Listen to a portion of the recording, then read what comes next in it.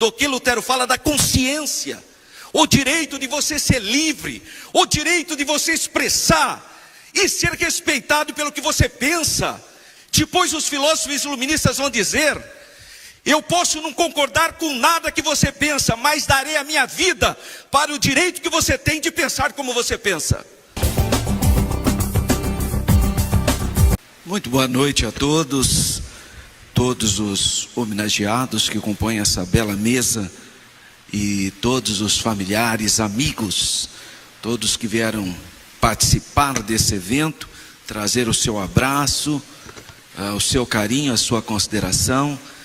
É um dia muito ímpar, muito especial, porque exatamente há 505 anos, especificamente no dia 31 de outubro de 1517, foi fixado na porta da Catedral de Wittenberg 95 teses que questionavam a hegemonia religiosa, social, política, econômica, cultural da época. E foi um movimento que iniciou-se timidamente, mas que tomou proporções realmente indescritíveis.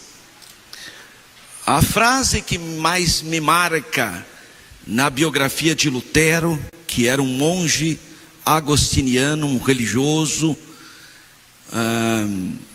é o que ele disse na Dieta de Worms, em 1521, quando ele foi convocado pelo imperador Carlos V do Sacro Império Romano-Germânico para dar explicações sobre as suas teses. E Lutero disse: a não ser que alguém me convença pelo testemunho da Sagrada Escritura ou com razões decisivas, não posso retratar-me. Enquanto a minha consciência está presa à palavra de Deus, não posso e não quero retratar nada, porque não é nem seguro e nem salutar agir contra a própria consciência. Esse pensamento permeia as sociedades democráticas ocidentais ainda hoje. Ninguém deve fazer nada que vá contra os seus valores, a sua consciência, a sua cosmovisão. Mas isso é uma conquista que o mundo ocidental obteve, tendo como o principal, o iniciador, a gênese da ideia, Lutero na Dieta de Worms. E todos os anos, então, no dia 31 de outubro, se comemora a Reforma Protestante. Esse relevante, então, acontecimento histórico faz parte do calendário oficial de eventos aqui da nossa cidade. No ano de 2014, eu apresentei esse projeto, foi acolhido pelos vereadores e o prefeito da época sancionou como lei municipal 14.860. Então faz parte do calendário de eventos da nossa cidade. O movimento da reforma, então, obviamente que, historicamente falando, nada acontece em uma data específica, mas existem datas que tornam-se referenciais. 31 de outubro é uma data referencial como o início da reforma, embora a própria reforma foi um processo, mas foi um ato, não vou dizer de rebelião, mas de audácia. Não é de rebelião, porque era comum que os professores colocassem na porta das catedrais qual é a tese que pretendia defender. E Lutero fez isso. Se naquele momento nós tivéssemos uma religiosidade mais plural, mais sensível à realidade que estava se desenvolvendo, talvez não haveria nada de extraordinário nesse ato de Lutero. em ter fixado na porta da Catedral de Wittenberg as 95 teses que desconstruíam uma ideia religiosa chamada de venda de indulgências. Em outras palavras, para ser salvo naquele momento medieval, você precisava pagar indulgências. Você pagava a sua salvação. E é isso que vai motivar então essa discussão inicialmente. Segundo a ideia, que não passava de um tremendo comércio de indulgências, era um sistema de perdão de pecados perdoados pela igreja em troca de pagamento, mas o objetivo por trás desse projeto da igreja medieval era a construção da magnífica Catedral de São Pedro, que realmente é uma obra de arte extraordinária. Mas para construir aquele monumento extraordinário no Vaticano, foi necessário inventar uma prática hoje condenada pela própria Igreja Católica, que era a venda de salvação. E o teólogo alemão Martinho Lutero enfrentou e questionou essa venda de indulgências. A mensagem de Lutero foi difundida rapidamente por algo tecnológico. Eu diria que seria mais ou menos o que o WhatsApp faz hoje para nós. Foi a invenção da imprensa por Gutenberg. Foi no momento similar que a imprensa estava sendo utilizada. Isso, sem dúvida alguma, é o motivo da rápida propagação das ideias de Lutero. Os escritos de Lutero começaram a ser vinculados a partir de 1517 e passaram a ser rodados nas máquinas, na imprensa.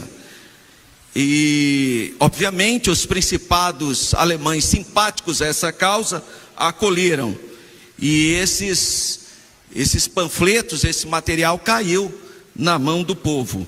Com a imprensa, centenas de materiais eram entregues diariamente, o que não seria possível em outra situação.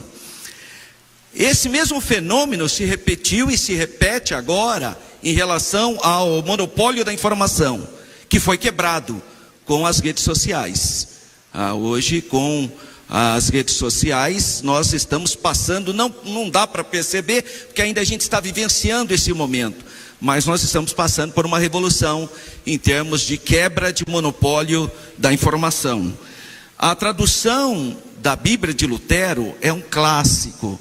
A língua alemã está basicamente assentada sobre a tradução da Bíblia do latim para o alemão, feita por Lutero na imprensa de Gutenberg. Na biblioteca do Congresso norte-americano tem um exemplar lá, original, exposto. A reforma provocou uma série de situações, não só na área econômica, cultural, social, mas também a reforma trouxe guerras, trouxe revoltas também, e o êxodo de milhares de pessoas. As orientações oriundas do protestantismo se multiplicaram, porque, diferentemente do sistema monárquico e do monopólio da fé da igreja medieval, a reforma propunha igrejas nacionais. Então, obviamente, que se apoiava a pluralidade de denominações. E é isso mesmo que vai acontecer. Inúmeras igrejas nacionais apareceram, como reformados, luteranos, presbiterianos, anabatistas, batistas, congregacionais, puritanos, metodistas, evangélicos e hoje pentecostais também são decorrentes dessa ideia. Assim, a reforma foi responsável pela criação de muitos grupos, muitas igrejas. Hoje, os membros, adeptos da fé reformada, ou pelo menos dessa herança protestante, somam aproximadamente 980 milhões de pessoas em todo o mundo. Basicamente 40% do universo cristão. Pensando em cristãos em todos os segmentos que confessam a Jesus Cristo. Mas a reforma, ela tem 5 chamadas 5 solas, que é a palavra latina para somente. E essas 5 solas diz o seguinte: sola scriptura, ou seja, só a Bíblia. Então as igrejas oriundas da Reforma, elas rejeitam a tradição, quando a tradição está de desacordo com a Bíblia. Para eles o que vale mais é a Bíblia, não a tradição, salvo se a tradição estiver em harmonia com as Sagradas Escrituras. Então a primeira sola, ou a primeira coluna é somente as Escrituras, Antigo e Novo Testamento. Segundo sola, solos Christus, somente Cristo, é só Jesus. No mundo protestante, Cristo é a pedra angular, é sobre Cristo que a igreja está fundamentada. Não é em pessoas, não é em santos, não é em pessoas piedosas, não, é em Cristo, somente Cristo. A terceira sola é sola gratia, só a graça. Não se percebe a salvação por obras, mas por um ato de amor de Deus, porque Deus amou a humanidade e graciosamente salva a humanidade, independentemente do esforço humano. A quarta sola é sola fide, somente a fé, é o recurso que me garante essa salvação, é o exercer fé na obra expiatória de Cristo. E finalmente, sola Deo glória, somente a Deus a glória. Adora-se apenas a Deus, como o próprio Jesus disse: os verdadeiros adoradores de Deus o adoram em espírito e em verdade. 505 anos depois da fixação das 95 teses de Lutero na Catedral de Wittenberg, no Castelo de Wittenberg, desafiando as autoridades teológicas, as autoridades da época. Hoje, no caso do Brasil, nós estamos agora esperando por um novo censo, mas a indicação é que está entre 40% a 42% o crescimento da comunidade que herdou a ideia protestante, que seria a população evangélica, se dividindo em evangélicos pentecostais e evangélicos tradicionais. Uma diferença basicamente é que esse grupo de evangélicos pentecostais acreditam que os dons espirituais de Atos dos Apóstolos, no capítulo 2, e depois de Corinto, capítulo 12, que fala acerca dos dons espirituais, é ainda uma realidade para a comunidade cristã. Os tradicionais acreditam que isso ficou no passado. É basicamente isso. Na perspectiva política, é muito importante nós estudarmos a reforma protestante, porque é ela que propõe o Estado laico. Eu acho até engraçado, e já discuti nessa casa, quando vem vereador aqui dizer que nós somos contra o Estado laico. É uma ignorância, é uma fraqueza intelectual absurda, porque está no DNA protestante a democracia representativa laica. Fomos nós que propomos. O primeiro Estado que propôs a democracia laica, o Estado laico, são os Estados Unidos da América, um país protestante. Exatamente por ter muitas denominações, não pode ter uma única fé oficial. Só que laicidade não é sinônimo de ateísmo. Aí que as pessoas se equivocam. Laicidade é cuidar de todas as expressões religiosas da mesmíssima maneira. Cuidar de todas, dar as oportunidades para todas de igual maneira, com igualdade, com equidade, e não ateísmo. Não é isso. E eu percebo que tem gente que tem uma fraqueza em imaginar que laicidade é sinônimo de ateísmo. Não é. Laicidade é algo muito importante, porque você protege todas as expressões religiosas e não uma única. Então, na política, quebra-se o monopólio da religiosidade europeia, dando oportunidade para as outras expressões. Os fundamentos da igualdade e da liberdade também vêm do pensamento luterano. Eu iniciei esse discurso falando do que Lutero fala da consciência, o direito de você ser livre, o direito de você expressar e ser respeitado pelo que você pensa. Depois os filósofos iluministas vão dizer: eu posso não concordar com nada que você pensa, mas darei a minha vida para o direito que você tem de pensar como você pensa. Mas isso também é uma construção protestante. A ideia de você pensar diferente, ter uma cosmovisão diferente e ser respeitado. Nós não precisamos ser inimigos por termos ideologias diferentes. Nós não precisamos ser hostis por termos fés e crenças diferentes. Nós somos a mesma humanidade, só temos percepções diferentes. Isso também é uma herança protestante. O protestantismo propôs isso. Liberdade, igualdade. Não há mais diferença entre o leigo e o clérigo, porque todos são sacerdotes na fé protestante. Todos têm acesso a Deus no nome de Jesus. O status da mulher, também a dignidade do ser humano, libertação dos escravos. São os metodistas que enfrentam as políticas de escravidão. É o povo metodista da Inglaterra. Então são heranças, a luta do protestantismo, porque de um modo geral as igrejas tiveram uma tendência em aceitar a sociedade. O próprio Brasil, ao tornar-se independente, manteve o sistema escravista, extremamente lamentável. Embora a sociedade pós-moderna pense que religião está fora de moda, que pensamento, crenças ou teísmo, de um modo geral, esteja fora de moda, mas é exatamente ele que moldou todo esse pensamento da nossa cultura. É uma herança judaica cristã, sim.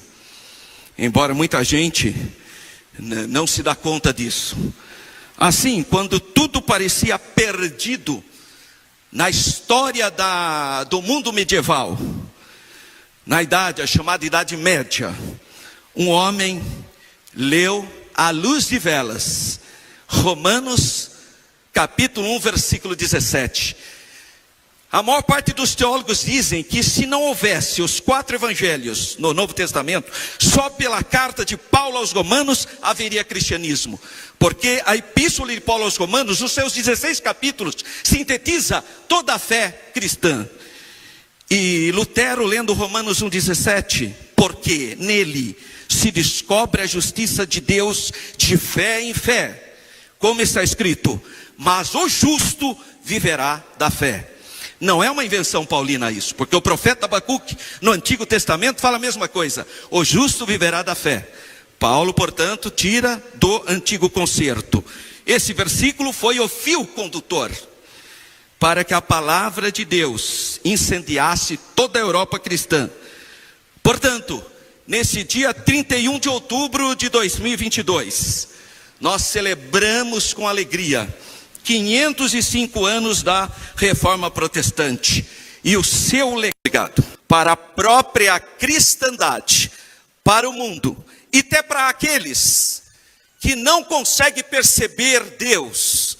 Até esses são abençoados pela Reforma, que lutou para que todas as pessoas tivessem o direito de crer ou deixar de crer. Graças a Deus pelos 505 anos da Reforma Protestante. Muitíssimo obrigado.